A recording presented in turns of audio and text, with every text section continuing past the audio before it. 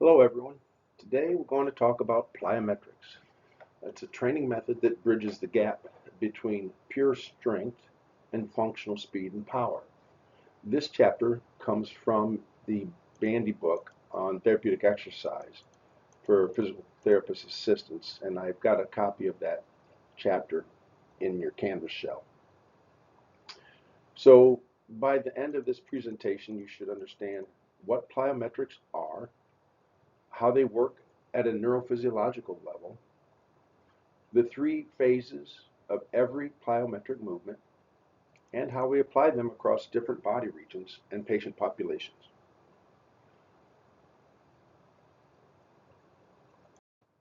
So what exactly is a plyometric exercise? At its core, it's a quick, powerful movement that uses a pre-stretch of the muscle, an eccentric contraction, to activate something called the stretch shortening cycle. This means the muscle is loaded eccentrically first, storing elastic energy, and then that energy is released during a rapid concentric contraction to produce more force than a concentric contraction alone could generate. Think of it like pulling back a rubber band before you snap it forward. The further and faster you pull it back, the more power on the release. Plyometrics are grounded in the principle of specificity. They train the body in explosive, sports-specific patterns. And they're not just for legs. We can apply plyometric principles to the upper extremity, the trunk, and the lower extremity. Now let's look at the science behind why plyometrics work. There are two key structures to understand: the muscle spindle and the GTO, or Golgi tendinoid. The muscle spindle is a stretch receptor inside the muscle. When the muscle is stretched quickly, the spindle detects that change in length and velocity and fires off a signal through type 1A nerve fibers. This triggers a reflexive contraction of the same muscle. It's a monosynaptic reflex that happens incredibly fast, in about 0.3 milliseconds, in fact. The key point: the faster and greater the stretch, the stronger the reflexive contraction. This is exactly what we're harnessing in plyometrics. On the other side, we have the GTO, which sits in the muscle-tendon junction and is sensitive to tension. When tension gets too high, that GTO sends an inhibitory signal to protect the muscle from tearing. It's a safety mechanism. The important thing to know is that the GTO's inhibitory pathway uses an interneuron, so it's slightly slower than the muscle spindle's excitatory pathway. In a properly performed plyometric exercise, the spindle's excitation overrides the GTO's inhibition. And then don't forget the elastic component. When a muscle is stretched eccentrically, energy is stored in the elastic tissues. That energy can be recovered and added to the concentric contraction, but only if that transition is quick. Every plyometric exercise goes through three distinct phases. Let's walk through them, left to right. So phase one is the setting phase. This is the eccentric or stretch portion. The athlete mentally prepares and the muscle is pre-stretched. This is where we load the muscle spindle and store that elastic energy. The duration of this phase matters. It determines how much facilitation we get for the next contraction. Phase two is the amortization phase, the transition between eccentric and concentric. This is the most critical phase for performance. It must be as short as possible. If the amortization phase is too long, the stored elastic energy dissipates as heat and the stretch reflex benefit is lost. Think of it this way. If you catch a ball and pause before throwing it back, you'll lose all that momentum. Phase 3 is the concentric response, the explosive output we're training for. This is the facilitated shortening contraction enhanced by both the stored elastic energy and the myotactic reflex from the preceding stretch. Now let's get into the practical application, starting with the upper extremity. Before any plyometric drill, we always warm up. For upper extremity, trunk rotations and wood chops with a medicine ball are a great warm-up exercise. You'll have the client hold the ball with both hands and rotate or flex and extend through their full range, pausing at each extreme. For the plyometric drills themselves, throwing exercises are the foundation.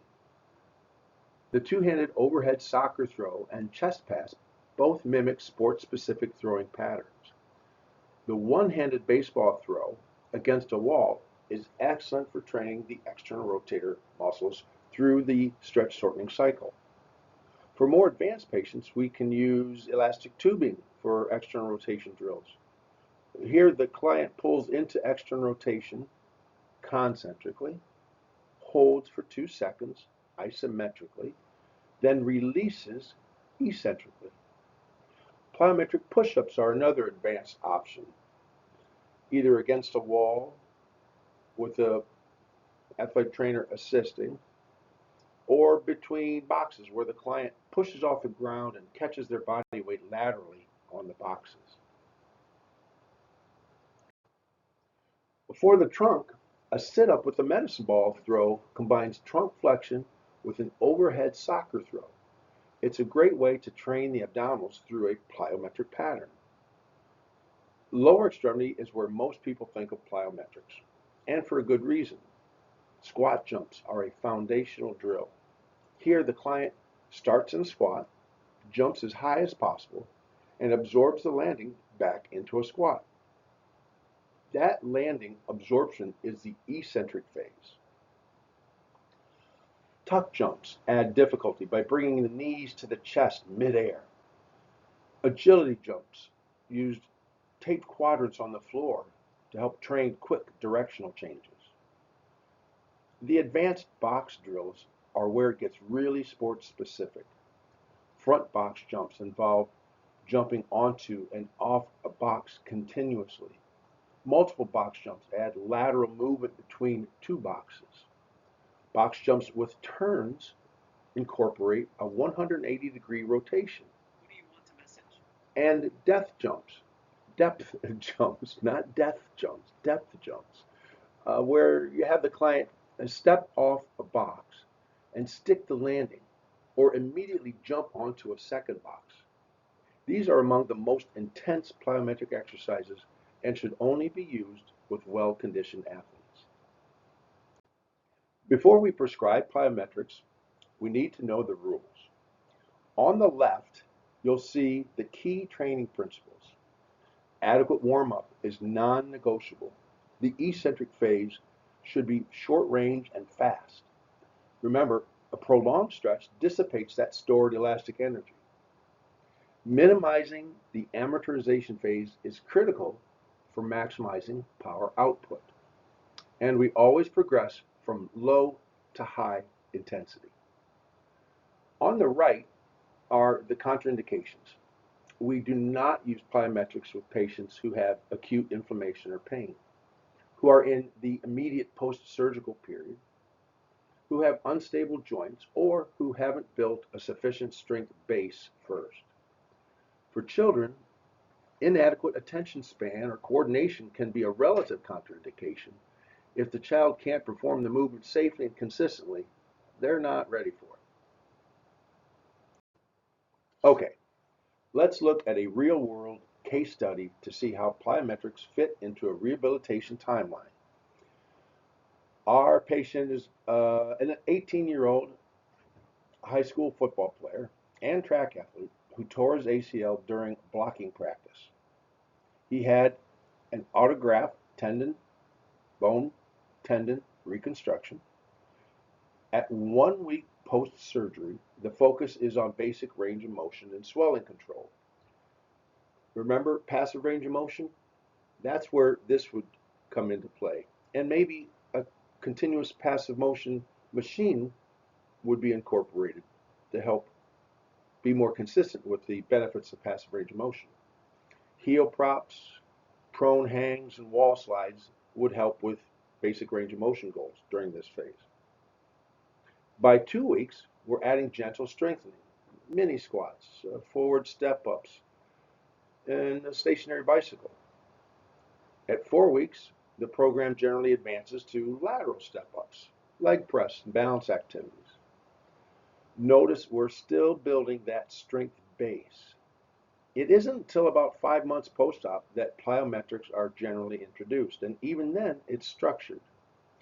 Running and agility drills with one of the coaches may be incorporated here.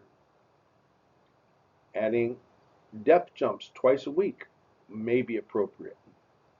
By 6 months, the athletic trainer finds no deficits and the athlete is cleared for full activity.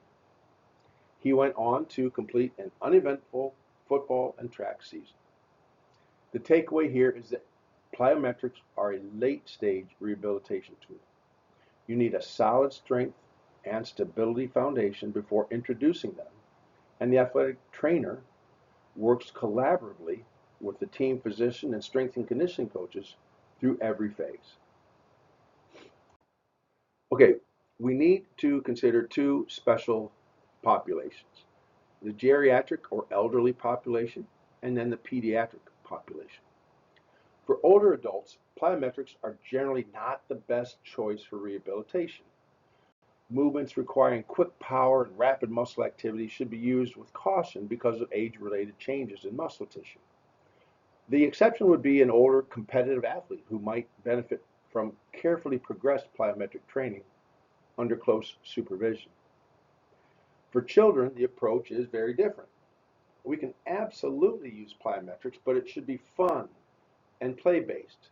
Think of hopscotch or bouncing games and simple jump activities. Stick to low-intensity exercises like single leg squats and basic jump and play activities. Avoid high-intensity drills with large vertical dimensions. Ongoing supervision is essential because children commonly lack coordination and they should demonstrate mastery of each skill before progressing to the next level. If a child doesn't have the attention span to perform exercises safely, that's a reason to hold off on plyometrics. Okay, let's wrap up with our 6 key takeaways. First, plyometrics work by exploiting the stretch shortening cycle for explosive force production. Second, the two mechanisms driving this are the muscle spindle reflex and stored energy. Third, the amortization phase, the transition between eccentric and concentric, must be minimized for maximal power. Fourth, always progress systematically from warm-up to low intensity to advanced drills. Fifth, plyometrics aren't just for legs. They're applicable to upper extremity, trunk, and lower extremity rehabilitation. And then sixth, always tailor your approach for the patient in front of you. Use caution with older adults and play-based approaches with kids. I hope that helps you understand plyometrics, and I look forward to working with you in the lab further on this. Have a great day.